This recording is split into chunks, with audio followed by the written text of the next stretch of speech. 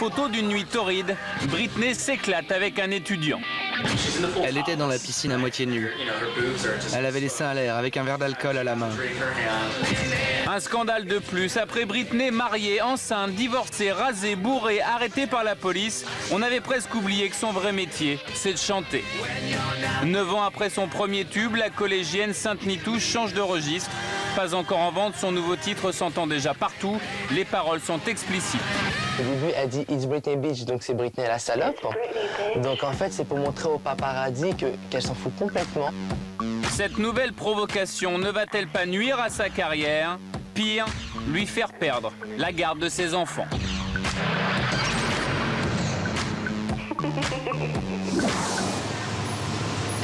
Est-ce que c'est légal ce que vous faites? Vous arrêtez de me filmer et arrêtez de me suivre aussi. Une scène pathétique à l'image de Britney Spears depuis plusieurs mois. Les paparazzi la traquent, ses enfants pleurent dans la voiture. C'est ça, vas-y, cours-moi après. En public, la jeune maman multiplie les gaffes et les paparazzi n'en ratent pas une.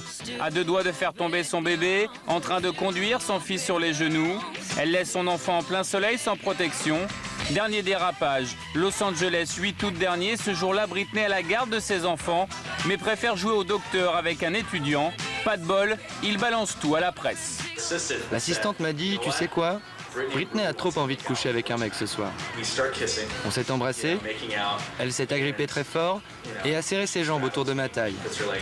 Elle s'est jetée sur moi plusieurs fois. Puis j'ai vu Britney Spears étendue sur un lit, les genoux relevés. Elle ne portait rien d'autre qu'une petite culotte. Une petite culotte rose. Elle embrasse trop bien. J'ai un moment génial.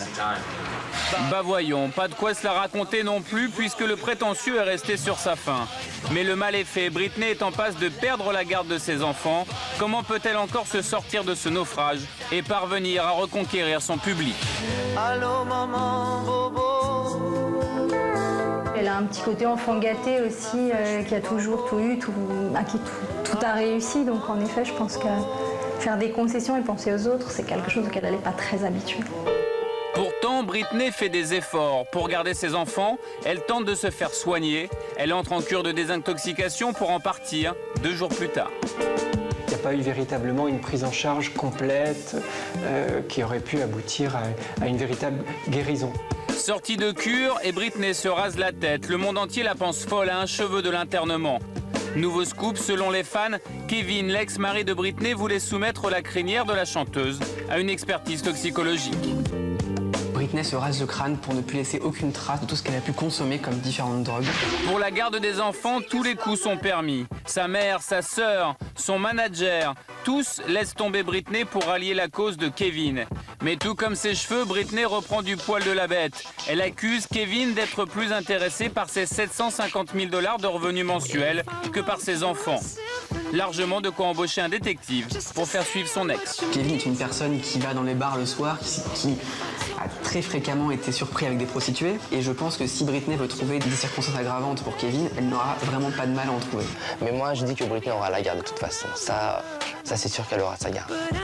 Encore faudrait-il que la pop star se calme un peu. Et c'est mal parti.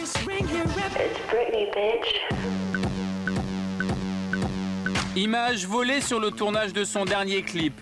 Britney pourrait calmer le jeu, mais non, elle enfonce le clou. Provocation. Certains fans ont trouvé Britney que c'était vraiment une pétasse, qui a été vraiment devenue trop trash, que c'était une mauvaise mère et vraiment elle a perdu énormément de...